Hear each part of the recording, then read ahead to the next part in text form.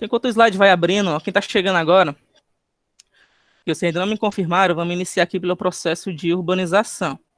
Então, o segundo ano do ensino médio, ele é marcado principalmente pelo currículo, e eles cobram muito a parte de geografia do Brasil. Só que nos últimos anos, para dar uma enxugada e trabalhar de forma resumida os conteúdos, para não ficarem muito extensos, eles começaram a unificar conteúdos da geografia geral, geografia mundial, que é aquela geografia que eles chamam de regional, que trabalha os aspectos e as características de outros locais do mundo, e vão buscando pontos em comum e vão traçando para a nossa realidade aqui do Brasil. Aí eles trabalham uma escala mais ampla, uma escala internacional, aí passa pela escala regional até chegar à escala local, que é a realidade, por exemplo, do município que vocês moram, como é o caso de Altos, como é o caso de Teresina, dentre outros aspectos aqui.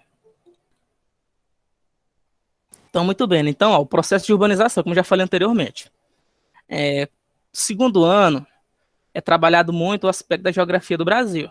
Só que com o currículo do Enem, os conteúdos de geografia do Brasil, eles ficam mais resumidos, eles estão se tornando muito mais sintetizados. Então, as questões que caem no Enem, elas se tornam muito poucas. Então, eles trabalham a ponte entre os aspectos da geografia geral, que é mundial, com os aspectos da geografia do Brasil. Então, o que quer dizer isto? Quer dizer que vocês vão trabalhar a urbanização nesse conteúdo, a urbanização mundial, com a urbanização do Brasil e a urbanização do município que vocês habitam. Então, vamos iniciar. Aí vocês confirmem se o slide está passando, viu? Deu para passar aí direitinho? Sem nenhum delay, sem nenhum atraso? Pois ok, pessoal. Ó. Acho que o conteúdo de urbanização, vocês trabalharam, já estudaram eles lá no Ensino Fundamental 2. Quem lembra da época lá do sexto ano do Ensino Fundamental? Em que se trabalha principalmente a geografia urbana do Brasil nesse aspecto, principalmente fazendo a relação do campo e cidade. Então, esse conteúdo de geografia, eles vão trabalhar chamados conceitos e categorias do processo de urbanização em relação ao campo. Então, vocês vão ter que aprender o que é cidade, o que é campo, o que é urbanização e o que é o processo de ruralização, fazendo a ligação das características de um e as características de outro. Então, durante o cenário geográfico no mundo, o processo de urbanização, o que é? É a transformação dos espaços antigos, que são espaços dotados de atividades rurais, que o pessoal gosta de chamar no senso comum de interior. O pessoal não gosta de trabalhar essa relação de interior, mas cuidado com essa pronúncia, porque interior remete o quê? Remete a locais ou cidades que estão instalados dentro de um continente ou dentro de um país. Se eu citar o exemplo de Brasília, eu poderia muito bem dizer que Brasília é o interior. Mas não vem ao caso, por quê? Porque Brasília, mesmo estando no interior do Brasil, no interior do continente sul-americano, ele não apresenta características agrárias, ele apresenta características de cidade. Então, podemos dizer que Brasília, pelo fato de estar no interior do Brasil, ele não é um interior, de fato, pelo senso comum que nós utilizamos. Então, devemos desapegar do senso comum para compreender o conceito de urbanização e o conceito de ruralização. Então, o termo técnico, pessoal, do conceito de urbanização é o seguinte: é quando a maior parte da população de um país, vamos citar o exemplo do Brasil. O Brasil está ultrapassando os 210 milhões de habitantes, está chegando na casa dos 220 milhões, aproximadamente, conforme o último censo do IBGE. Quando a maior parte da população reside nas cidades e não no campo, podemos dizer que este país ele é urbanizado. Ah, professor, mesmo assim não estou entendendo. É justamente isso, porque nas cidades, as cidades, elas urbanas, por isso que existe essa frase, cidades urbanas, essa expressão, melhor dizendo. Por quê? Porque nas cidades apresentam tipos de atividades econômicas que não possui no campo. Vamos relembrar as atividades econômicas, que são do setor primário, do setor secundário e do setor terciário. O setor primário é aquele que trabalha com extrativismo, trabalha com agricultura e trabalha com a pecuária. Então, essas atividades do setor primário é muito comum nos espaços rurais ou nos espaços agrários. Lembrando que rural e agrário é o mesmo significado, espaço agrário. Então, são cidades em que a atividade econômica principal é a pecuária, criação de gado, ou criação de qualquer tipo de animal, que são chamadas de culturas de criação pecuárias, ou produção de culturas voltado a produtos alimentícios, como é o caso do milho, como é o caso da soja, como é o caso do algodão, ou extraindo qualquer tipo de matéria-prima que venha, ou seja, de recursos que venham da natureza, como o caso da extração de minério, minério de ferro, de ouro. Então, esses locais que têm esse tipo de atividades podemos considerar como espaços agrários. Aí sim, podemos dizer no senso comum, na expressão do dia a dia, do nosso cotidiano, que é que é o interior, que é um espaço agrário. E a cidade não, a cidade, ela se apresenta com uma dinâmica completamente diferente do campo.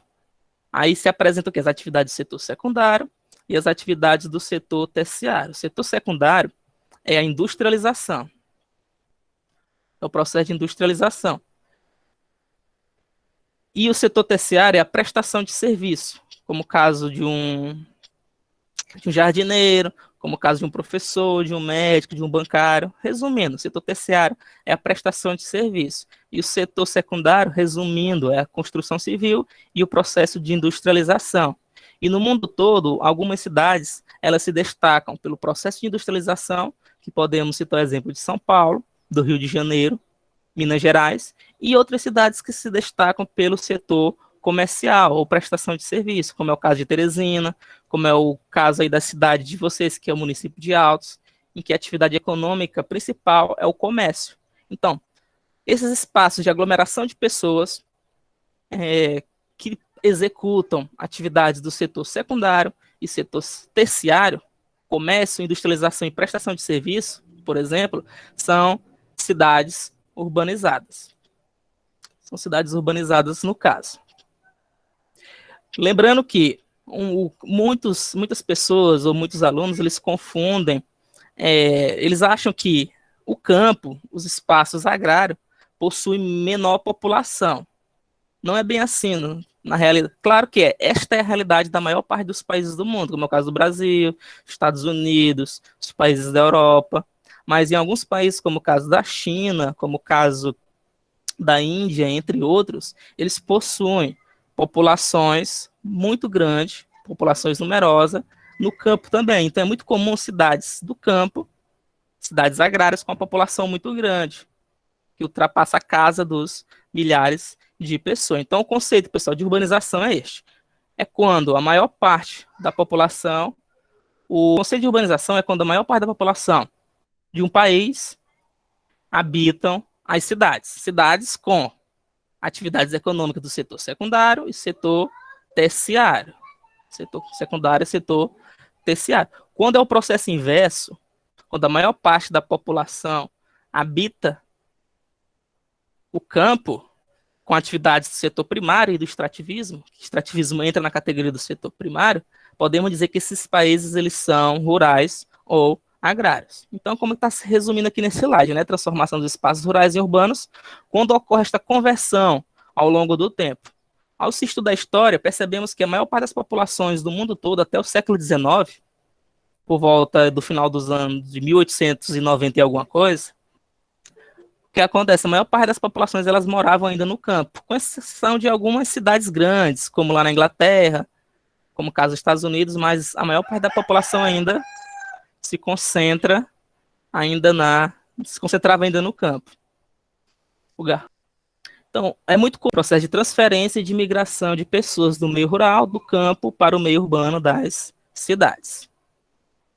Branca aqui. Então, ó, o que configurou as cidades do mundo todo aí, no nosso caso? Primeiro, ó, foi o processo de industrialização. O slide saiu meio branco aqui, não sei porquê, mas acontece. Foi o processo de industrialização. A atividade econômica principal que fez com que ocorresse o processo de urbanização e que nós possuímos o quê? Um cenário de cidades foi o processo de urbanização. O que foi o processo de urbanização? Ele ocorreu principalmente entre o século XVII ao século ao século XX, no início do século XX. Ocorreu primeiro nos países desenvolvidos na Europa, no caso, aí passou para os Estados Unidos até chegar nos países subdesenvolvidos, como é o caso do Brasil. Então, o processo de industrialização foi quando as técnicas de produção elas se tornaram mais dinâmicas, elas se tornaram mais fortes e atuantes no mundo. Então, como surgiu na Inglaterra, vocês lembram?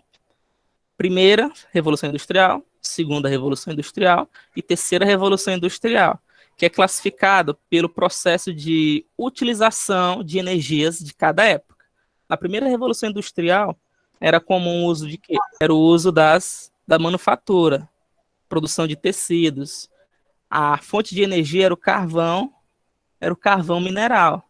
Aí na segunda Revolução Industrial começou a surgir avanço destas máquinas, como surgiu a questão do automobilismo e de alguns tipos de indústrias de metais e o uso do petróleo e da energia elétrica. E hoje nós estamos vivenciando a terceira revolução tecnocientífica. Então as cidades, elas geraram esse processo aí de transformação e caracterização da industrialização. Aí isso fez com que surgisse um termo técnico chamado de mecanização agrícola ou mecanização do campo, né? Então, esse processo de industrialização fez com que mudasse toda a dinâmica que antigamente era a dinâmica das pessoas que moravam no campo. Vamos relembrar como é que era que funcionava. A maior parte da população era trabalho o quê? Trabalho manual. Era trabalho manual. Então, a força de produção, que garantia a economia eram as próprias pessoas. Então, com o surgimento da máquina, com o surgimento dessa dinâmica de produção, o que aconteceu? A máquina começou a executar tarefas bem mais rápidas, bem mais efetivas e substituir várias pessoas. E produzir em menor tempo possível um produto. Vamos imaginar que durante a primeira Revolução Industrial, como é que funcionava? O artesão ele produzia a seu tempo, como ele queria, e ele produzia, por exemplo, um sapato. Ele produzia um sapato em 3 dias. E com a máquina, essa produção ela ficou mais rápida. Ela começou a esse sapato começou a ser produzido o quê?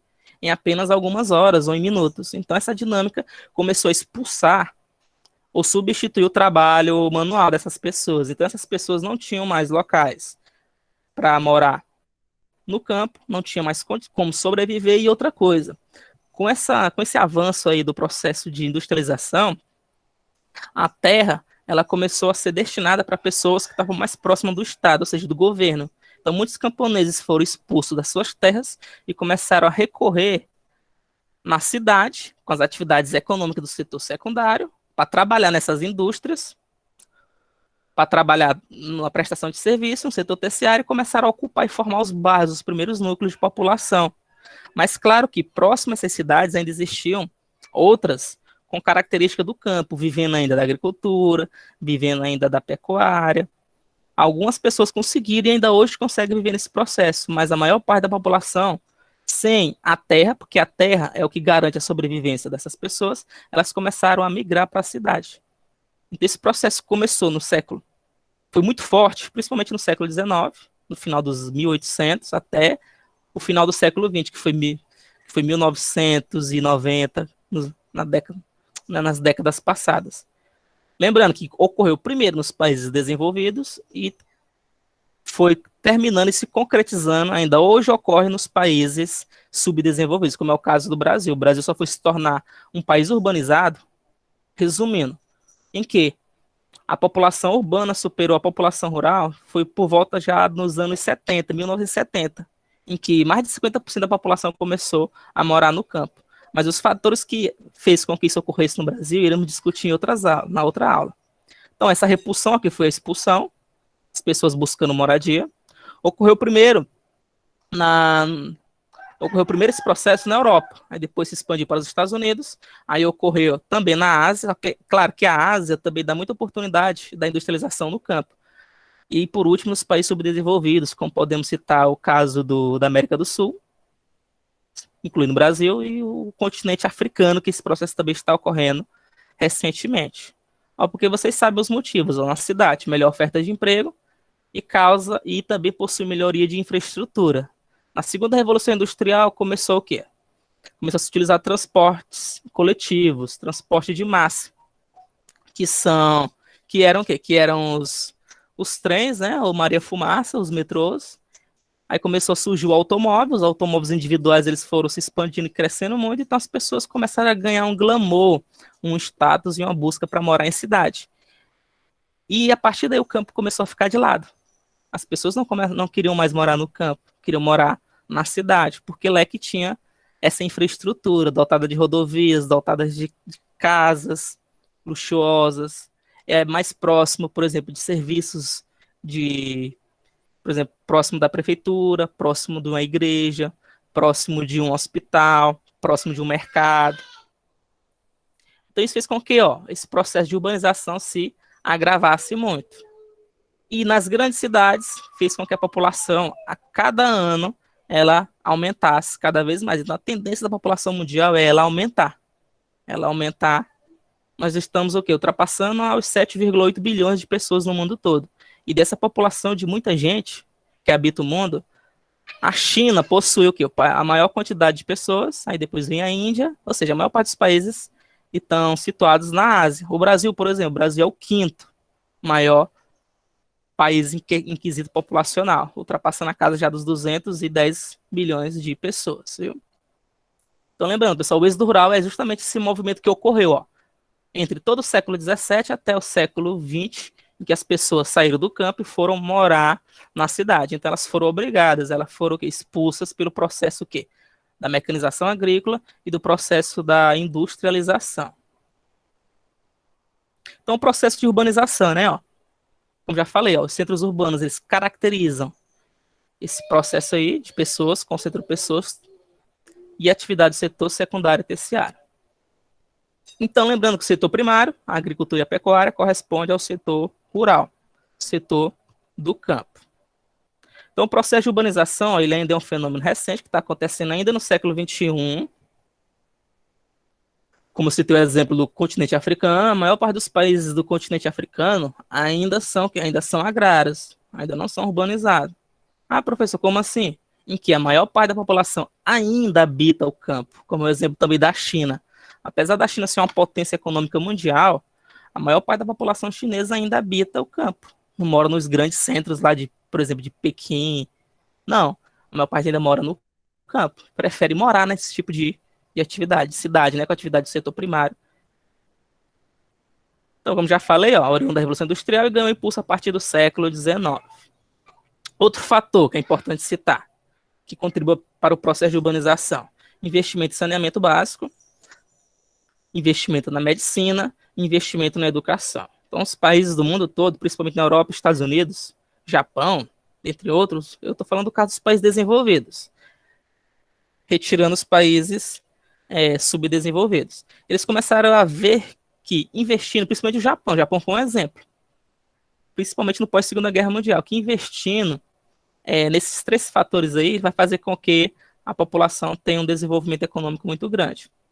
Então isso aconteceu. Então quando se investiu na medicina, algumas doenças que eram muito comuns, que levava à morte de massas de pessoas, de várias pessoas em massa, em quantidade de massa, como é o caso da poliomielite, como é o caso do sarampo, até de disenteria, que é diarreia, muitas pessoas morriam naquela época, principalmente tuberculose, que ainda não se tinha ainda a cura dos antibióticos por meio da penicilina, que é um tipo de fungo que foi descoberto, principalmente nesse intervalo aí do século XIX. Muitas pessoas morriam. Então, com o investimento nas vacinas, no investimento dos antibióticos e melhoria nos hospitais, as pessoas começaram a morrer menos. Então, as pessoas se tornavam adultos, as crianças que começaram a sobreviver começaram a se tornar adultos e começaram a produzir muito mais filhos. Então, esse processo de aumento populacional, ele é exponencial. Vocês já estudaram matemática e sabem. Desse crescimento exponencial, por exemplo, um casal ele vai ter 2 ou 3 filhos naquela época, século XX. E no século XX era comum. Claro que no campo as pessoas tinham em média, 7 a 14 filhos. Era muito comum isso no Brasil. Só foi mudar esse quadro já nos anos 80 e nos anos 90, que a quantidade de filhos eles foram diminuindo. Mas nos países desenvolvidos, eles estavam começando a diminuir seus filhos, só que, por exemplo, um casal com 3 filhos, cada 3 desses 3 filhos vão ter mais 3, entendeu? Que é exponencial. Então foi ocupando e foi aumentando a população mundial cada vez mais. Então o fenômeno de explosão demográfica de pessoas foi o que? Foi um boom durante esse final do século XIX até os dias de hoje. Então a população ela aumentou bastante. Então a urbanização é marcada também, pessoal, por algumas características. Ó. Esse termo aqui, vamos lá, rede urbana. O que é a rede urbana? Vamos citar o exemplo do Brasil. Vocês estão vendo esse mapa aqui no caso. Perceba o que é a rede urbana. As cidades que possuem o maior desenvolvimento econômico, a maior concentração de serviços, as cidades que apresentam também infraestrutura adequada, maior quantidade de pessoas. Tanto que o IBGE, que é o Instituto Brasileiro de Geografia e Estatística, que é um órgão brasileiro que faz pesquisas de censos de pessoas e etc., eles fazem esses cálculos aí. Ó. Então, o primeiro fator para considerar essa cidade como influenciadora é a população, como é o caso de São Paulo. São Paulo é a maior população do Brasil. Então, naturalmente, a maior parte dos investimentos do governo federal vai ser destinados para a cidade de São Paulo. Assim como outras, o caso do Rio de Janeiro, o caso de Brasília, Fortaleza. Então, as cidades elas possuem uma hierarquia e poder de influenciar as outras. Então, o Brasil ele é marcado pela rede urbana. Então, a maior concentração de pessoas, concentração de serviço, é a região centro-sul, essa região sudeste do Brasil, principalmente São Paulo e Rio de Janeiro, onde se concentra a maior parte da população do Brasil. Outra característica que é muito evidenciada é que a maior parte da população do país, do Brasil, habitam o quê? Habitam o litoral, são as cidades litorâneas. Exemplo de Salvador, exemplo de Rio de Janeiro, exemplo de Vitória, Fortaleza. Então, possuem um número de pessoas que é o contingente populacional muito grande. Ó. Então, essas cidades possuem uma influência. Então, essa rede urbana é classificada como metropolização. Vamos ver os conceitos daqui a pouco. Eles classificam as cidades de maior para pequenas. Então, as cidades do Brasil e no mundo todo são classificadas em cidades grandes ou cidades globais. Claro que nem toda cidade grande é uma cidade global, como é o caso de Fortaleza. Fortaleza é uma cidade grande, mas não é uma cidade global. São Paulo. São Paulo é uma cidade global, consequentemente é uma cidade grande. Aí existem as cidades médias e existem as cidades pequenas. Qual o critério de classificação? É a malha urbana, a quantidade de infraestrutura que existe, o tamanho da cidade, e o contingente populacional. Então, quando ultrapassa 1 milhão de habitantes, classifique como cidade grande. Quando está entre 500 mil ou 750 mil pessoas, é cidade média. Como é o caso de Teresina. Teresina está entre uma cidade média e cidade grande, mas ela já foi classificada como cidade grande, porque tem aproximadamente 870 mil habitantes aqui na cidade. Aí quando recebe pessoas de outras cidades durante o trabalho, durante a ativa, ela ultrapassa o pico de 1 milhão. Aí tem as cidades pequenas, que são cidades que possuem uma quantidade inferior a 150 mil habitantes, ou varia de 250 mil ou 150 mil habitantes. Podemos citar o exemplo da cidade de Altos. Então, as cidades grandes, as principais, quais são? Ó, vamos lá, vou falar pelas ordens. São Paulo, Rio de Janeiro, Minas Gerais, Salvador, Recife, Fortaleza, Brasília, Manaus. Ó, Manaus possui uma influência muito grande na região norte, na região amazônica. Então, essa rede, hierarquia urbana, promove o quê? Promove esse vai e vem de serviços, que são os serviços de comunicação, os serviços de transporte, dotado o quê? E da economia, né? Fazendo com que ocorra sistema. Não é à toa que as pessoas só procuram as cidades com esse maior poder de infraestrutura para morar, para adquirir sua sobrevivência. Então, alguns conceitos importantes, quais são? Primeiro, hierarquia urbana. O que é hierarquia urbana? É o poder. Na geografia, esse poder de influência é chamado de polarização, que é atração, ou seja, é só você parar e pensar e imaginar. Qual é a cidade que eu gostaria de morar aqui no Brasil, que eu possa arrumar um melhor emprego? As pessoas vão pensar em, por exemplo, São Paulo. Antigamente, até os anos 80, os anos 90, as pessoas, muitos ainda acreditavam que migrando da cidade, né, da cidade pequena para a cidade grande, cidade pequena para a cidade grande, era uma garantia que ia mudar de vida de forma radical, mudar para melhor. Quando eu estive ministrando aula para as escolas aí do município onde vocês moram, eu percebi que as pessoas gostam de migrar muito para Brasília e para Fortaleza. Muitos alunos, por exemplo, arrumavam suas malas e iam embora com a família para aquela região, ou voltavam no final do ano, ou outros não voltavam mais. Então, é esse poder aí que é da hierarquia urbana. Então, ó, corresponde à influência que as cidades maiores exercem sobre as menores. Pelo esse poder de infraestrutura, por exemplo, São Paulo atrai cidades ao seu entorno. Aí vai formar o quê? A rede de metropolização.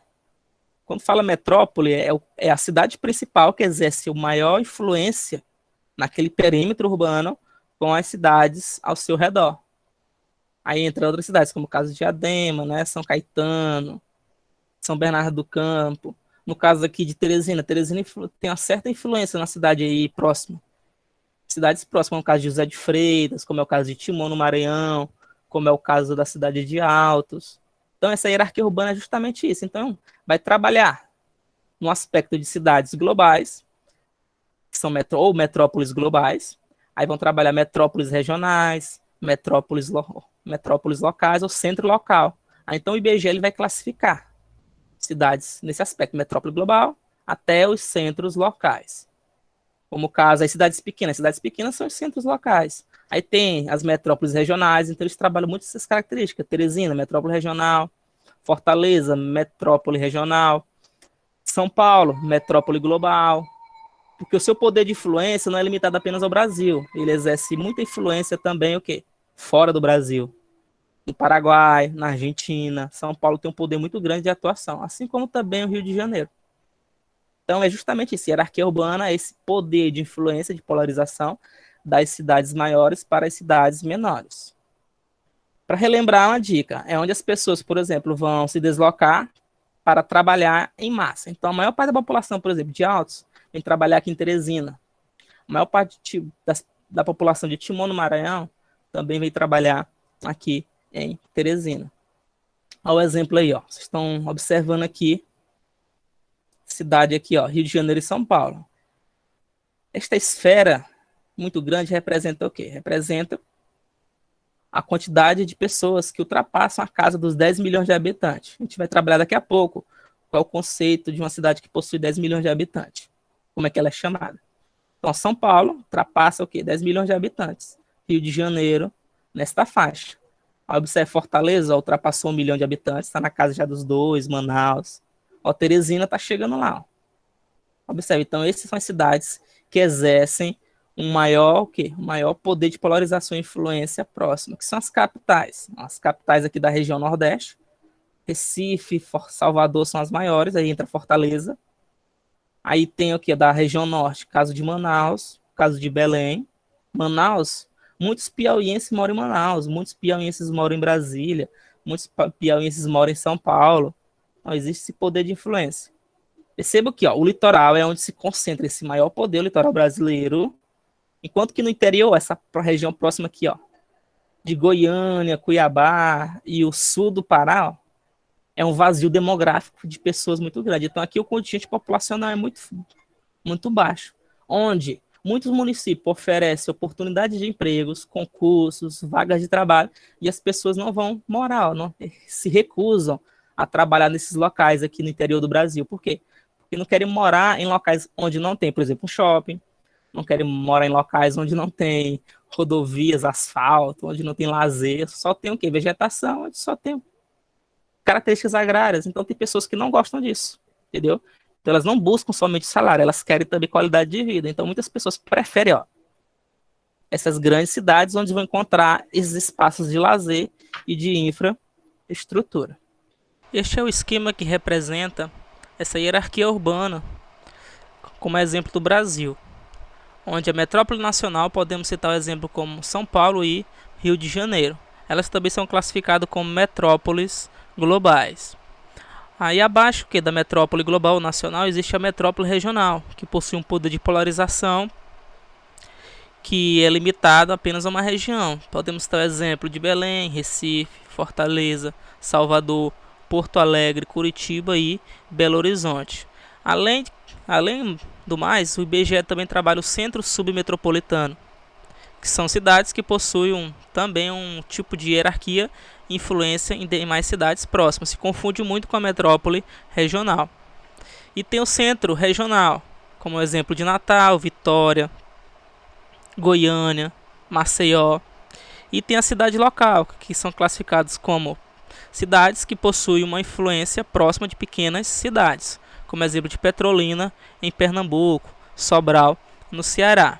E o conceito clássico de vila, que atualmente está em desuso e não se utiliza muito na atualidade. Está neste esquema apenas como mera ilustração, porque vila remete o quê? A um conceito clássico da geografia agrária. Então, são espaços dotados o quê? São espaços dotados de atividades do setor, que é do setor primário, que são espaços que remetem a atividades do setor primário, que são agricultura e pecuária. Então esse conceito de vila é um conceito bem mais antigo.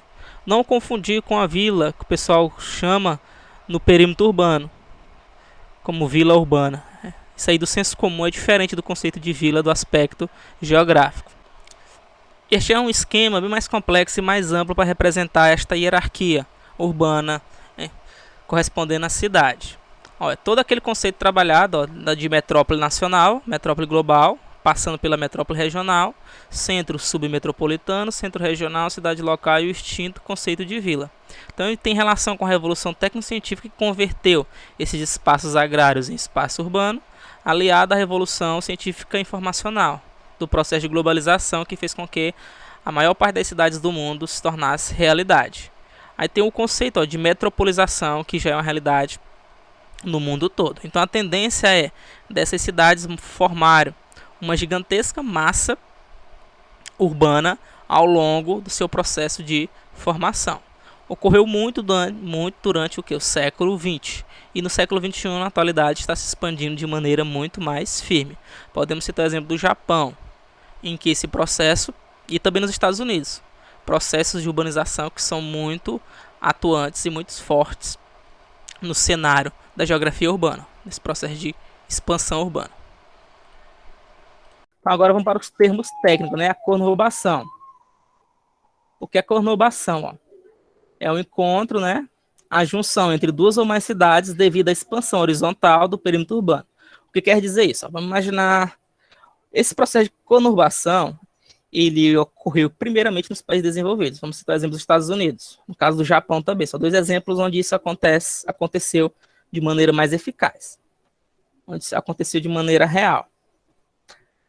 Uma cidade, quando ela tem muita infraestrutura, o que acontece? Vai surgindo novos bairros, vão surgindo novas construções, então ela vai se expandindo. À medida que ela vai se expandindo, por exemplo, vou imaginar que no início da cidade lá de São Paulo, por volta do século XVIII ao século XIX, ainda existia áreas naturais, áreas que ainda não possuíam vegetação nativa, que não possuíam construções de características urbanas, como prédios, como casas horizontais, palácios, viadutos, pontes, dentre outros. Então ela foi se expandindo, foi desmatando essas áreas verdes, essas áreas naturais, até que vai chegar ao limite de outra cidade. Por exemplo, São Paulo se expandiu, cresceu tanto que se juntou com São Caetano, por exemplo. Então essas cidades elas vão se fundir, elas vão se misturar. Aí vai ficar um perímetro urbano de uma cidade misturado com o perímetro urbano de outra cidade. Aí, ao se olhar um mapa como este aqui, só dá para perceber as fronteiras e as divisões desta cidade olhando por marcações de símbolos, por exemplo, uma placa, uma avenida. Por exemplo, a Avenida X termina São Paulo, a Avenida Y inicia São Caetano.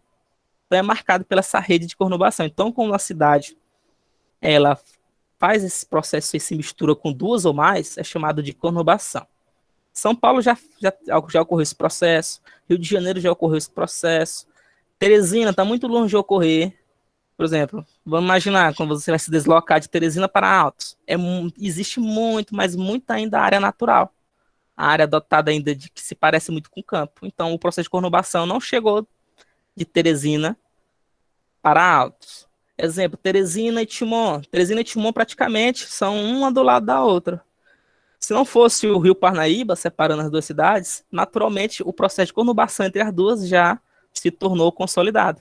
Esse processo de conurbação é o tempo e essa expansão urbana que vai acontecer. Uma coisa que vocês não podem desconsiderar, e é cobrado muito no Enem, a diferença entre expansão urbana e crescimento urbano. Tem diferença. Expansão urbana é isso, ó. Às vezes, quantidade não é qualidade. Como podemos citar o exemplo lá das favelas lá do Rio de Janeiro, né? Por exemplo. Ou favela de qualquer outra cidade. Estou só citando um exemplo do Rio de Janeiro. Muitas favelas, muitos locais que não possuem uma infraestrutura e não existe um aparato do Estado de maneira precisa. Então, eu posso dizer que isso é um crescimento urbano? Não, é apenas uma expansão. O crescimento é a qualidade, enquanto que a expansão é a quantidade. A qualidade é quando esta expansão ela é promovida atendendo toda a infraestrutura necessária para atender aquela população, com os serviços prioritários, como o caso de segurança, como o caso da saúde, como o caso da educação. Se todo esse perímetro urbano da cidade for atendido de maneira gradativa, podemos dizer que essa cidade possui um crescimento urbano.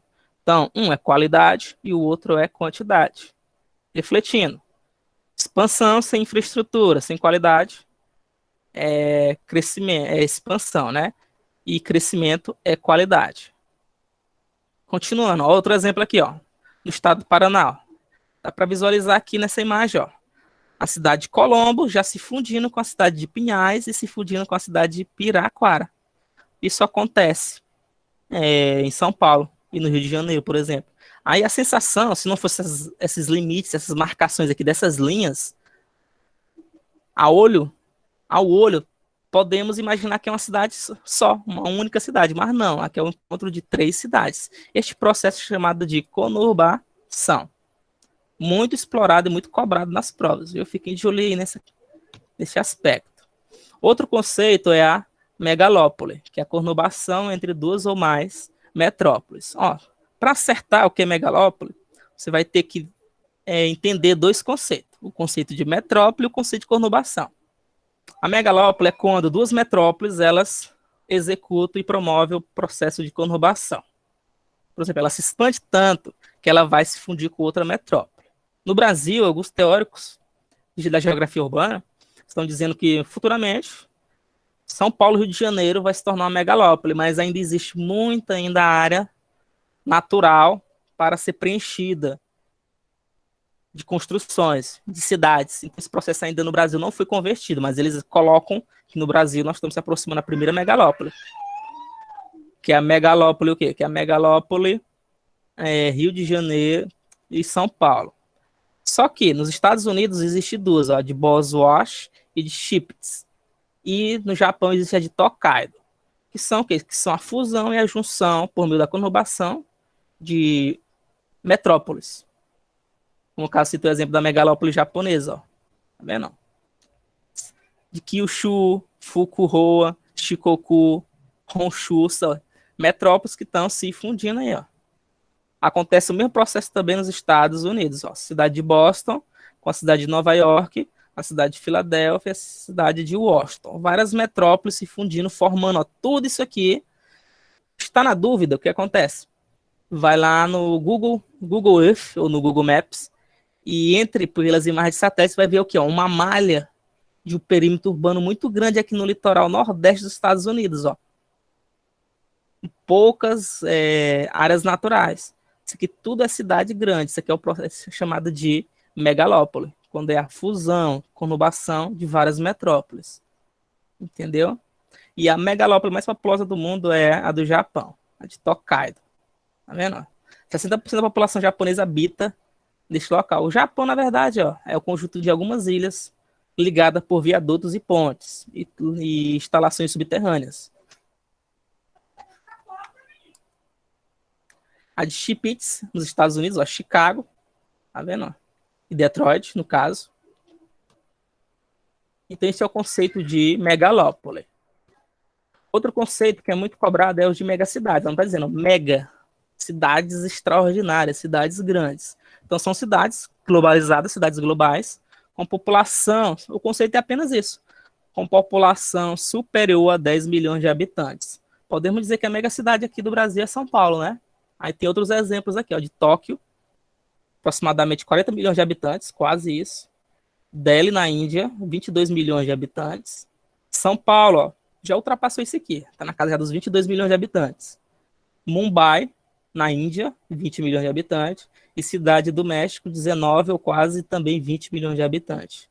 Então percebam, ó, que existem as megacidades do mundo. São dotadas, ó, de uma massa populacional muito grande. A tendência é que alguns especialistas em população coloquem que a quantidade de megacidades no mundo elas irão aumentar ao longo das décadas. Por exemplo, eles calculam que Fortaleza pode se tornar uma megacidade, Brasília pode se tornar uma megacidade, ultrapassando esses 10 milhões.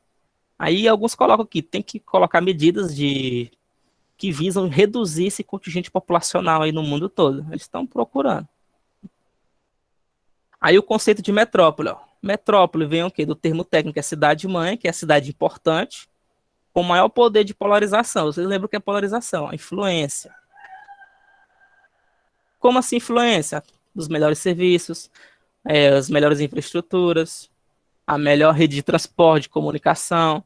Quem estiver na dúvida, estude o processo de globalização que vai entender melhor o que é essa tendência de polarização. Atendendo os seguintes critérios. O primeiro critério de uma metrópole, conurbação concretizada nos 4 sentidos. Ou seja, ela se expandiu nesses 4 sentidos. O que aconteceu? Ela se encontrou com a cidade ao norte. Vamos citar o exemplo de Teresina. Ao norte, Teresina, União. Não se concretizou, mas se continuar se expandindo a cidade, vai chegar lá em União. Ao sul, por exemplo, sul de Teresina, Demerval Lobão, está muito próximo lá de Demerval Lobão. Processo de conurbação. A leste é o quê? É em direção aí à cidade de Altos, está muito longe também. E a oeste é a fronteira o quê? Com o Maranhão. Então, quando uma cidade ela possui esse processo de conurbação realizado nos 4 sentidos, podemos dizer que ela é uma grande metrópole. Polarização, já trabalhamos, né? Ela é chamada de metrópole urbana, né? Por exemplo, a Grande Teresina, metropolização da cidade de Teresina, a Grande São Paulo, quer dizer que é justamente isso, porque é a cidade mais importante, atraindo as cidades circunvizinhas, as cidades próximas delas. E, por último, população superior ou igual a 1 milhão de habitantes. Então, se atendeu esses três critérios, podemos dizer que é uma metrópole. Claro que alguns teóricos descartam essa primeira aqui, ó. Não é obrigado a ser nos 4 sentidos, só basta ser em 1 ou em 2, mas não vai deixar de ser metrópole. Como alguns já colocam que Teresina é uma metrópole, já querem colocar. Outro exemplo de metrópole, São Paulo, Tóquio, Nova York, Rio de Janeiro, então a quantidade de metrópoles no mundo todo é acentuada. Outro conceito, tecnopolo, ó, técnica, tecnologia, polo de referência. Então são cidades que possuem função de pesquisa e tecnologia. É onde se destacam as grandes universidades, os centros de pesquisa, investimento em tecnologia, as grandes empresas transnacionais ou multinacionais nesse ramo de tecnologia. Vou citar o exemplo da Intel, que é uma empresa que produz placas de vídeos, que produz memórias, que produz principalmente processadores. Quem possui um computador sabe, conhece ali Intel, né? i5, i3, i7, i10 e por aí vai. A AMD é um exemplo. Então são onde se situa, principalmente nos Estados Unidos, onde se situa essas empresas, ou então no setor automobilístico, na produção de software, na produção no ramo de informática, como a Índia também se destaca muito, o Japão e os próprios Estados Unidos. Só basta citar o exemplo aí das concorrências entre o quê? Entre a Microsoft, o Xbox e a Sony, PlayStation, ou seja, uma rivalidade muito grande entre as duas.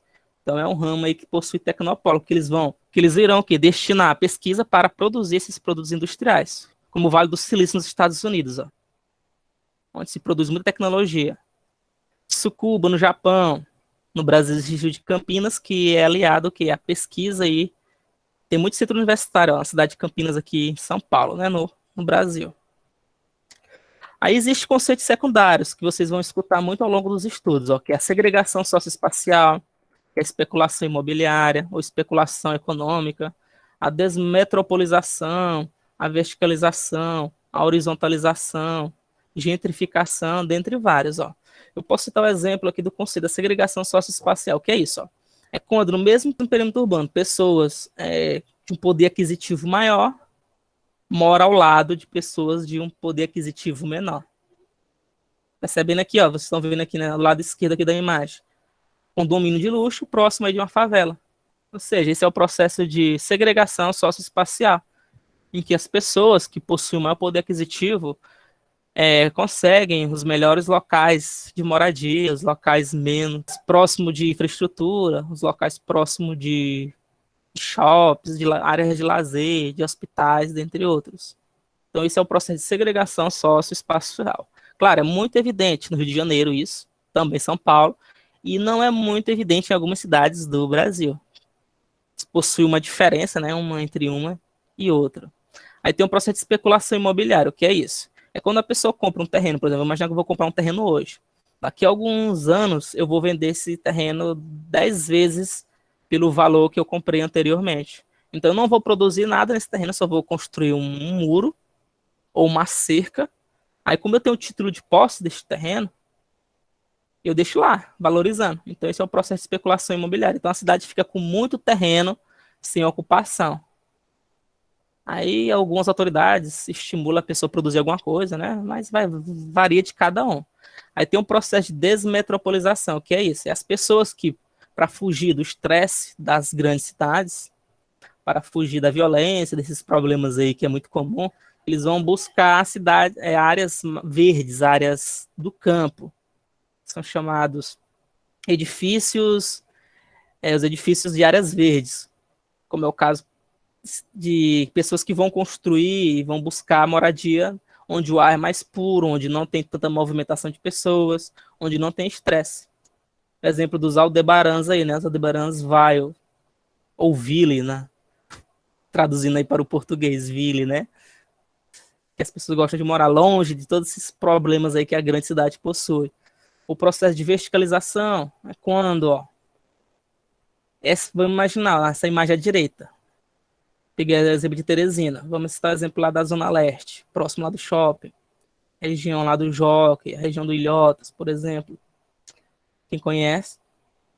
O que acontece? Um terreno deste é muito caro, ó, próximo aí do centro da cidade, ou na Zona Leste.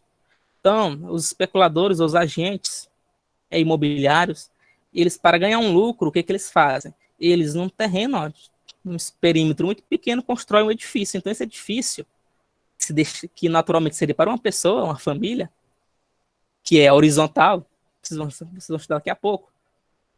Aí vai ser o que? Vertical. Então, em apartamentos, vários apartamentos, para aglomerar várias famílias. Então, e é muito caro, 1 metro quadrado de área de terra desse local aqui. Então, para poder valorizar e produzir. Isso é o processo de verticalização. A tendência dos prédios é aumentando, ó. Porque aqui é a região que os geógrafos, principalmente o Milton Santos, chama, né, espaços luminosos, que são os espaços luminosos ou iluminados, são aqueles dotados de melhor infraestrutura, como o caso da Zona Leste, próximo aí de locais, próximo da Universidade Federal, próximo de restaurantes luxuosos, próximo das melhores avenidas, próximo dos shopping centers e próximo também do centro. E possui uma infraestrutura, uma via de transporte que dá acesso a vários bairros da cidade de Teresina, por exemplo. Então, esse é o processo de verticalização. O da horizontalização é o antigo, é o início da construção da cidade, é quando as pessoas ainda optam por construção de mansões, construção de casas normais. Por exemplo, a casa normal, conjunto habitacional, é o exemplo de horizontalização. Gentrificação é um processo de conversão, por exemplo, de locais em que as pessoas atendiam uma certa função, por exemplo, no centro, vou citar o exemplo de Teresina porque é o que eu mais conheço. Eu não sei se em Altos, onde vocês moram, é assim. No centro da cidade, antigamente moravam as pessoas, né? A função era moradia. Ao longo do tempo, o que aconteceu? Essas pessoas venderam seus terrenos, venderam suas terras e começaram a fazer negócios, né? Construir uma farmácia, construir um armazém. Aí esse local começou a ter uma função de comércio. Aí, ao longo do tempo, vamos imaginar que essas pessoas, fugindo da violência, daqui a uns 50 anos, vão morar nas periferias da cidade, por exemplo, na cidade de Altos. E essa região, as pessoas vão voltar a morar nessa região. Então, esse é o processo chamado de gentrificação, que é a conversão de funções da cidade. Na cidade do Rio de Janeiro e São Paulo, as pessoas mais pobres estão começando a morar no centro da cidade. Por quê? Porque as pessoas que têm o maior poder aquisitivo estão saindo, ó, saindo da muvuca, saindo do problema das grandes cidades. Ainda mais nesses anos de pandemia, muitos empresários de negócios quebraram e estão buscando aí outras formas de trabalho. E também tem a diferença, pessoal, entre os países desenvolvidos e os países subdesenvolvidos, viu? Então, pessoal, existe a diferença entre os países desenvolvidos e os países subdesenvolvidos. Vocês viram que durante o quê? Todo o século, entre o século, observe se Marcos não entendeu, durante todo o século XIX até hoje, o século XXI, as cidades elas foram se convertendo em cidades urbanas. Então, podemos dizer que mais de 90%, entre 70%, estou sendo muito otimista, em 70% e 90% das cidades do mundo todo já são cidades urbanizadas. Ou seja, países urbanizados, desculpe. Então, a maior parte dos países do mundo, podemos dizer que são países urbanizados. Principalmente na Europa, na Ásia, na América do Norte, onde tem os Estados Unidos, onde existe os Estados Unidos e caso aí do país emergente, que é o México, e na América do Sul. Então, existe uma linha divisória, que são os países, vocês estão vendo em azul, são os países desenvolvidos e os países subdesenvolvidos, em que a classificação e o critério destes países é o IDH, que é o Índice de Desenvolvimento Humano. Eles vão levar em consideração a alfabetização desse país, a desigualdade social, aí entre a escolaridade, nível de renda e infraestrutura, o poder econômico desses países. Então, eles vão classificar pelos países aí mais desenvolvidos e os países subdesenvolvidos. Então, eles cobram muito no Enem, anotem, que tiver com o caderno na mão. O índice de Gini. O que é o índice de Gini? É a classificação por meio de uma regra, eles vão colocar uma medição em que existe a categorização e classificação dos países desenvolvidos e subdesenvolvidos. Quanto mais próximo de zero essa medição acontece, mais pobre e subdesenvolvido é este país, como o caso da maior parte dos países africanos aqui. A maior parte dos países africanos está entre 0,3 ou 0,5. Caso do Brasil, 0,75, 0,8 em alguns estados. E esses países desenvolvidos, eles chegam próximo já de 0,9 ou 1, ou seja, quanto mais próximo de 1, mais desenvolvido é o país, e quanto mais próximo de 0, mais pobre e subdesenvolvido é este país. E que está na casa dos 5, na casa dos 8, é os países em transição, como é o caso são dos países emergentes. Os países emergentes é que estão entre o subdesenvolvimento, ou seja, entre a pobreza, e entre o desenvolvimento, que é o caso do Brasil, o caso da Índia, o caso do México. Podemos citar que são exemplos como países emergentes. Que o Brasil, há mais de 20 anos aí, está o quê? Está classificado como país emergente, nunca se desenvolveu, né? Não vou entrar nos critérios políticos e sociais que fez com que acontecesse isso, mas vamos levando. Então, existe essa diferença. É fácil perceber, nos países desenvolvidos, a organização urbana é melhor, ela é mais organizada. Enquanto que nos países subdesenvolvidos, o sistema urbano é mais desorganizado. É só você ver o termômetro da favelização, onde existe mais favela. Nos países subdesenvolvidos, como o caso do Brasil, como o caso do México. É muito comum a favelização. Enquanto que nos Estados Unidos, professor, mas existe guetos, existe os cortiços. Sim, foi muito comum no século XIX, nos anos 1800, no início do século XX, antes da Segunda Guerra Mundial, mas melhorou muito com o tempo. Mas mesmo assim, eles possuem uma infraestrutura, mesmo os locais mais pobres. Tem acesso àquele documentário Todo Mundo Odeia o Chris, né, que fala lá do sul, daquelas regiões ali onde ele morava, que é o Brooklyn. O Brooklyn tem característica de bairro de condições aqui no Brasil. Então, esse processo aí de organização urbana é muito diferente de um país para o outro. Então, é mais precário nos países subdesenvolvidos. Por exemplo, o continente africano. Existem países que não possuem saneamento básico. Crianças, antes de completar um ano, morrem por uma simples contaminação de água, por meio de disenteria, ou seja, diarreia, morre facilmente, morre de dor de barriga, morre por inanição, pela fome. O que é isso? Inanição é quando a pessoa, por dia, ela possui, dependendo do seu peso, você necessita ingerir calorias para garantir sua sobrevivência, a nível de carboidrato, a nível de proteína e a nível de lipídios. Então você tem que ser atendido. Então, lipídios que eu falo é as gorduras boas, não é as gorduras ruins que engordam e matam do coração, não. Aí tem as proteínas que são derivadas dos animais, como o caso de ovos, como o caso de leite, da carne. E os carboidratos são aqueles que fornecem energia, que pode ser por meio dos açúcares, por meio do açúcar que faz mal, que engorda muito, ou por meio de um pão, ou seja, algo mais integral. Muitas pessoas, o que não conseguem adquirir esses alimentos por dia. Aí quando você consome menos do que você gasta durante o dia, você emagrece. Por exemplo, se eu consumir 200 calorias e estou gastando 1.500, trabalhando, malhando, correndo, andando por aí, eu vou emagrecer. Se eu estou comendo mais do que eu gasto, o que acontece? Eu vou engordar. Então, no continente africano e alguns países mais pobres, as pessoas não conseguem renda para poder comer com decência. Aí no continente africano, a maior parte das pessoas morre por inanição. Aí o que é inanição? O corpo ele vai consumir as reservas calóricas. Por exemplo, se você está gordinho, você faz uma dieta de 10 dias, você vai consumir toda aquela sua gordura, ou ele vai consumir sua massa muscular. Quando ele começa a consumir a massa muscular, consequentemente a pessoa vai entrando no estado de inanição. Aí ele vai começar a adoecer e vai começar a morrer. É o que acontece muito com as pessoas quando morrem por fome. É esse processo aí. Então a pessoa equilibra proteína, carboidrato e lipídio. Então é muito comum aí ter essas diferenças aí. Tanto também no comportamento cultural, como nas formas de construções. Aí tem um lado cultural e artístico também nesses países. Por exemplo, a forma de construção lá na Europa, caso de Paris, é muito diferente das construções aqui do Brasil. Então, algumas cidades optaram em preservar seu patrimônio histórico, as construções antigas. Podemos citar o exemplo de Ouro Preto aqui no Brasil, e algumas cidades mais antigas aí que ainda preservam os casarões. A mais próxima que eu vi é lá em Caxias. Quem tiver a oportunidade de visitar Caxias vai perceber que ainda existem algumas ruas próximas lá do centro de Caxias, muito estreitas, e que as casas ainda são lá daquela época lá do século XIX, em segundo tempo, nossos bisavós, nossos avós. Existe muita construção ainda.